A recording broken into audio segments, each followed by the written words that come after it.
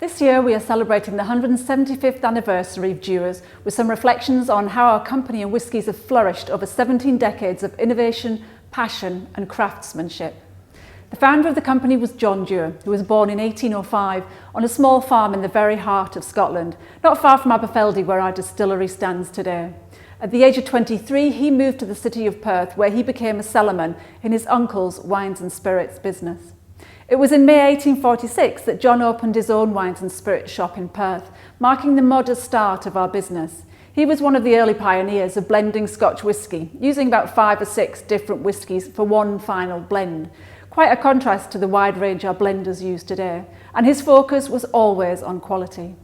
Join us over the next few days as we mark pivotal moments in Dewar's history and celebrate John's amazing legacy. In celebration of our 175th anniversary, it's only fitting to acknowledge the pioneering work done by previous generations of master blenders. One such innovator was A.J. Cameron, who joined the company in 1890 and after working in every department succeeded John Alexander Dewar to become Dewar's first master blender. Records show he devoted much time and attention to improving the technique of whisky blending and in doing so developed his own version of the marring process at the start of the 19th century.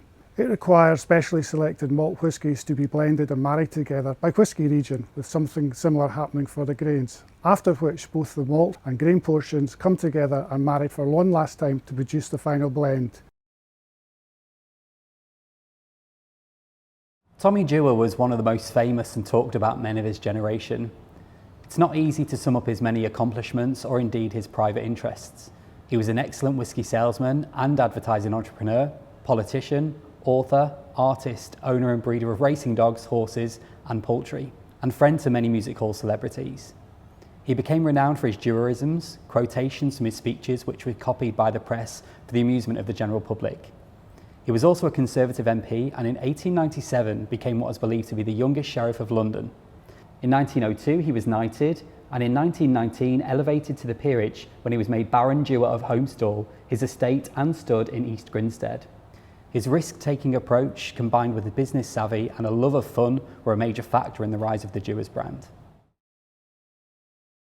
Of the 3 main figures within the Dewar's family, John Alexander Dewar is probably the least spoken about, and yet is an important figure in the development of the company.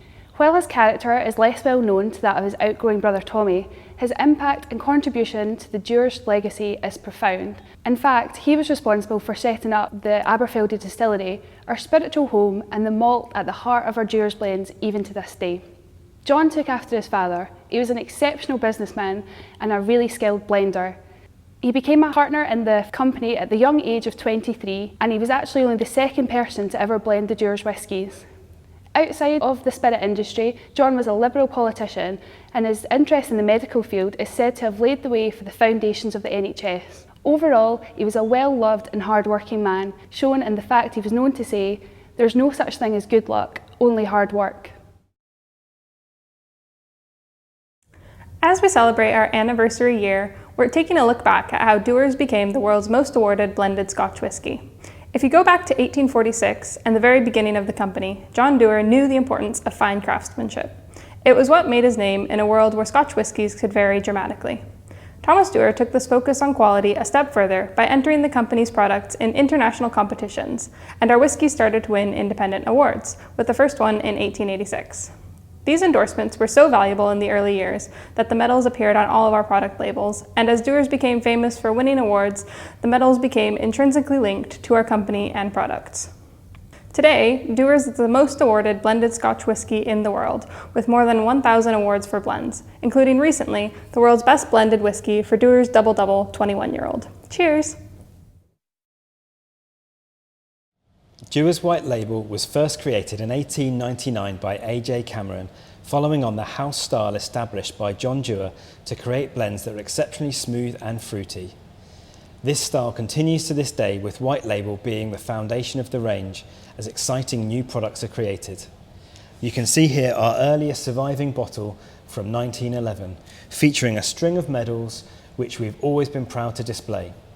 White Label is usually featured in our beautiful advertising, often being parachuted into locations around the world. We have photographs of it on the side of lorries in Paris and London and many other cities. so this was really our first global product. We have made lots of different whiskies and continue to innovate right up to today, but white label is the product that's endured as the backbone of our range. It's great on its own or in a highball with a meal. Aberfeldy Distillery is the spiritual home of Dewars and lies in a picturesque setting in rural Perthshire on the fringe of the historical market town of Aberfeldy. The distillery is easily identifiable by its pagoda roof designed by Charles Doig. This was the only distillery built by the Dewar family, located just 3 miles from where John Dewar was born, and the single malt has been at the heart of the company's blends ever since. The water has always been sourced from the Peteely Burn, and production began here in 1898. In this 175th year of the company, our special single malt is enjoying a wave of popularity and is fondly renowned across the world. Our brand home was opened in 2000 and is now an award-winning visitor centre. Nothing beats a sample of our finest whisky served up at our famous visitor centre bar. Hi and welcome to the on-site heritage exhibition we have here at the Dewars Aberfeldy Distillery. I'm going to show you 2 of my favourite items that we have here. So the first item I want to show you is this stock ledger. It's one of the oldest surviving items from the Dewars archive. It dates all the way back to 1881 and lists some of the local distilleries that they're buying whisky from. Obviously it'd be used in some of their special blends, but of course we couldn't give away the secret recipe, although today many of these distilleries don't actually exist anymore. The second item I want to show you is this copy of a letter that the Dewars brothers received back in 1891 from Andrew Carnegie, requesting us to send a small keg of Dewars whisky to Benjamin Harrison, at that time the President of the United States. Not only was this our first export, but it laid the foundation for Dewars' success in America. We have so many amazing items and stories that have been created in our 175-year history, so come visit us on site to discover them for yourself.